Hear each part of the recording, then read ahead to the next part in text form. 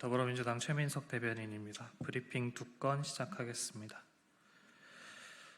기강 대신 사람 잡는 군대, 윤석열 대통령은 국군 통수권자로서 사과하십시오. 얼차려를 받다 사망한 육군 12사단 훈련병이 육군 규정에 어긋나는 과도한 군기 훈련을 강요받은 것으로 보도되고 있습니다. 더욱이 사망 훈련병이 군기 훈련 후 횡문근 융해증과 유사한 증상을 보였다는 보도는 충격적입니다. 횡문근 융해증은 무리한 근육 운동으로 근육이 녹아내리는 병을 말합니다.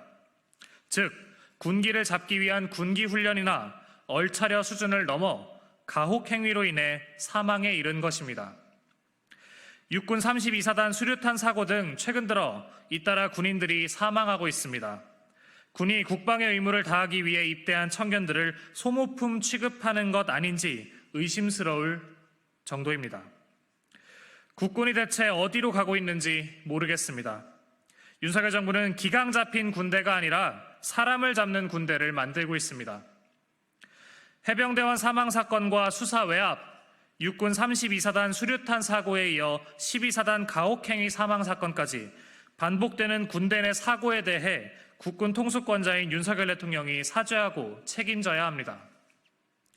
윤석열 대통령은 출세에 눈멀어 장병들을 소모품 취급하는 정치 군인들과 이런 자들이 날뛰게 만든 신원식 장관을 당장 경질하십시오.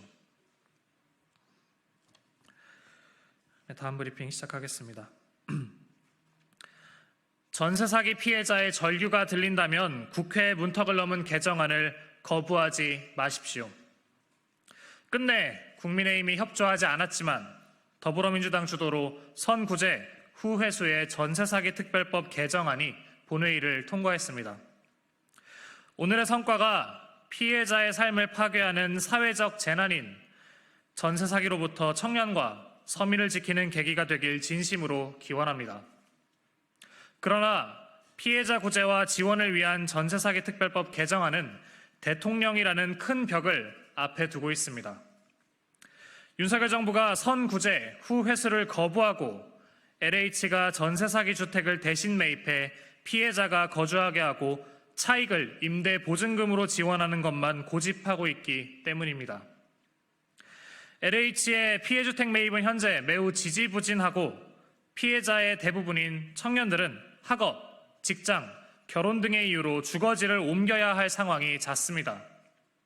이런 상황에서 선구제 후 회수 없는 책임 면피용 지원책으로는 피해 국민을 일상으로 복귀시킬 수 없습니다. 정부가 단 한 번이라도 전세 사기 피해자들의 처지에서 진지하게 생각해봤다면 나올 수 없는 정책입니다. 결국 면피용 누더기 지원책으로 윤석열 대통령의 거부권 행사를 정당화하기 위한 거부권 빌드업에 나선 것이라 볼 수밖에 없습니다.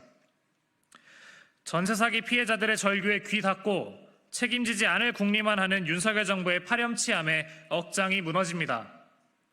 윤석열 대통령이 전세 사기 특별법